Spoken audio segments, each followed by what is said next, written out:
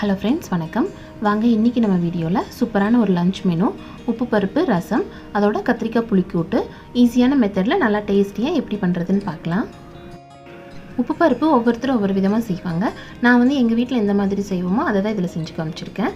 இது ரொம்ப ஈஸியாக பண்ணிடலாம். ரொம்ப சிம்பிளான ரெசிபி, ஆனால் டேஸ்ட் ரொம்ப சூப்பராக இருக்கும். ரசமும் இதே மெத்தடில் ட்ரை பண்ணி பாருங்கள். 2 நிமிஷம் தான் ஆகும் ரசம் ரெடி பண்ணுறதுக்கு. ஆனால் டேஸ்ட் வாசனை ரொம்ப சூப்பராக இருக்கும். பருப்பு வந்து காரம் இல்லாமல் கொஞ்சம் பிளெயினாக இருக்கிறதுனால கத்திரிக்காய் வந்து புளி ஊற்றி கொஞ்சம் பெரட்டின மாதிரி வைக்கலாம். இது வந்து பருப்போட காம்பினேஷனுக்கு ரொம்ப சூப்பராக இருக்கும். சின்ன குழந்தைங்களுக்கு சாப்பாடு கொடுக்க ஆரம்பிக்கிற ஸ்டேஜில் பருப்பு ரசமும் இந்த மாதிரி செஞ்சு கொடுக்கலாம். பருப்பு வந்து காரம் இருக்காது, ஆனால் நல்ல வாசனையாக டேஸ்ட் ரொம்ப சூப்பராக இருக்கும். இதை வந்து நம்ம எப்படி பண்ணுறதுன்னு பார்க்கலாம்.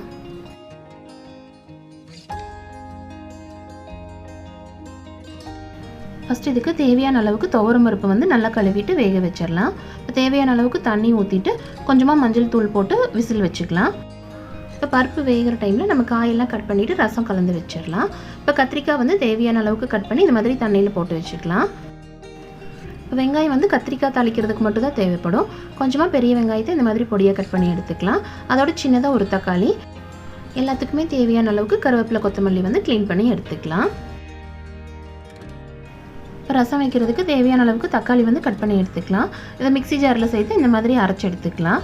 ரசத்துக்கு எப்பவுமே புளியை விட தக்காளியோட அளவு வந்து அதிகமாக எடுத்துக்கலாம். இப்போ அதே ஜாரில் 1 ஸ்பூன் வரமல்லி, 1 ஸ்பூன் சீரகம், 1 ஸ்பூன் மிளகு இது எல்லாத்தையும் சேர்த்து ஃபஸ்ட்டு ட்ரையாக அரைச்சி எடுத்துக்கலாம். இப்போ இந்த மாதிரி கொரகொரப்பாக அரைச்சிட்டு இதோடவே கொஞ்சமாக கருவேப்பிலை, தேவையான அளவுக்கு பூண்டு சேர்த்து ஒரு தடவை பல்ஸ் மோட்டில் போட்டு எடுத்துக்கலாம். இப்போ இந்த அளவுக்கு அரைச்சிட்டு இதை வந்து நம்ம அரைச்சி வச்சிருக்கிற தக்காளியோடு சேர்த்துடலாம். இதோட தேவையான அளவுக்கு உப்பு சேர்த்துக்கலாம். இப்போ பருப்பு வந்து நல்லா வெந்துருச்சு. ரசத்துக்கு கொஞ்சமாக இதிலேருந்து தண்ணி வடிச்சுக்கலாம். இதோட தேவையான அளவுக்கு புளித்தண்ணி வந்து சேர்த்துக்கலாம். பருப்பு ரசத்துக்கு கொஞ்சமாக சாம்பார் தூள் சேர்த்துனோம்னா நல்லா வாசனையாக டேஸ்ட் ரொம்ப நல்லாயிருக்கும். இப்போ வந்து உப்பு காரமெல்லாம் சரியாக இருக்குதான்னு பார்த்துக்கலாம். இந்த மெத்தடில் ட்ரை பண்ணி பாருங்கள். 2 நிமிஷத்தில் ரசம் ரெடி பண்ணிடலாம். ஸ்கூல் டைம்லலாம் இது ரொம்ப யூஸ்ஃபுல்லாக இருக்கும். இது இருக்கட்டும். உப்பு பருப்புக்கு ரெடி பண்ணி வேக வச்சுட்டு அதுக்கப்புறமா ரசமும் காயும் தாளிச்சிக்கலாம். இப்போ வேக வச்ச பருப்போடு 5-6 பூண்டு பல் வந்து தட்டி சேர்த்துக்கலாம். அதோட கொஞ்சமாக கருவேப்பிலை சேர்த்துக்கலாம். இதோட 2 ஸ்பூன் அளவுக்கு தேங்காய் எண்ணெய் சேர்த்துக்கலாம். இதுக்கு வந்து தேங்காய் எண்ணெய் தான் சேர்க்கணும், அதுதான் வாசனை நல்லாயிருக்கும்.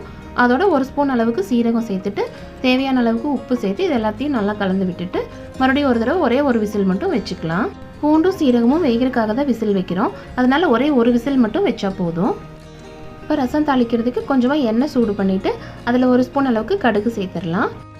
இப்போ கடுகு நல்லா பொரிஞ்சதும் அதிலேயே கொஞ்சமாக கருவேப்பிலை, பெருங்காயத்தூள் சேர்த்துட்டு நம்ம கலந்து வச்சுருக்கிற ரசத்தையும் இதில் சேர்த்துடலாம். பருப்பு ரசம் வந்து ரொம்ப நேரம் கொதிக்க வேண்டியதில்லை, ஒரே கொதி மட்டும் வந்தால் போதும், இறக்கிடலாம். இப்போ ரசம் ரெடி ஆயிடுச்சு. இது ஒரு பாத்திரத்தில் மாற்றிட்டு அதோட கொஞ்சம் மல்லித்தலை சேர்த்து மூடி வச்சிடலாம். மல்லித்தலை எப்பவுமே ரசத்துக்கு ஃபஸ்ட்டே சேர்க்கறத விட கடைசியாக சேர்த்து அப்படியே மூடி வைக்கும்போது நல்ல வாசனையாக இருக்கும் ரசம். இப்போ பருப்பு ரசம் சூப்பராக ரெடி ஆயிடுச்சு. இப்போ நம்ம வந்து கத்திரிக்காய் தாளிச்சிடலாம்.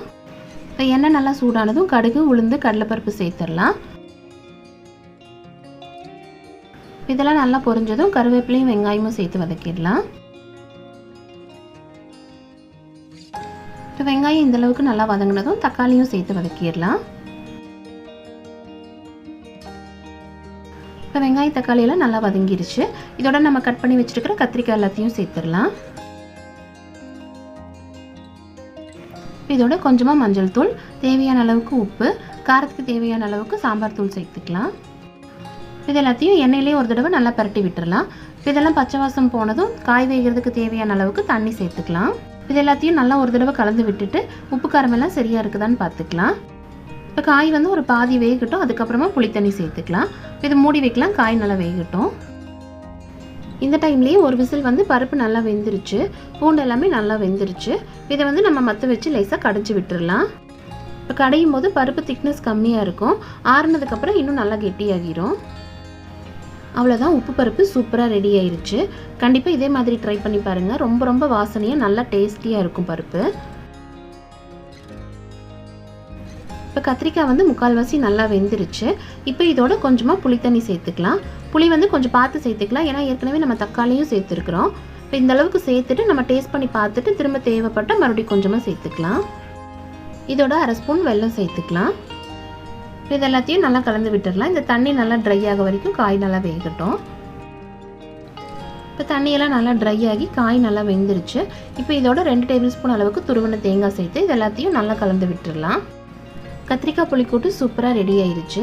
இது வந்து பருப்பு சாம்பார் சாதம் இதுக்கெல்லாம் சூப்பரான காம்பினேஷனாக இருக்கும். இந்த பருப்பு சாதம் வந்து குழந்தைங்களுக்கு கொடுக்கும்போது சாதத்தை நல்லா வேக வச்சு இந்த அளவுக்கு நல்லா மசிச்சுட்டு அதோட பருப்பு சேர்த்து அதுலேயே ஒரு ஸ்பூன் நெய்யும் சேர்த்துட்டு இதோடவே ரசமும் கொஞ்சம் அப்படி மேலால் எடுத்து ஊற்றி நல்லா கலந்து விட்டுடலாம்.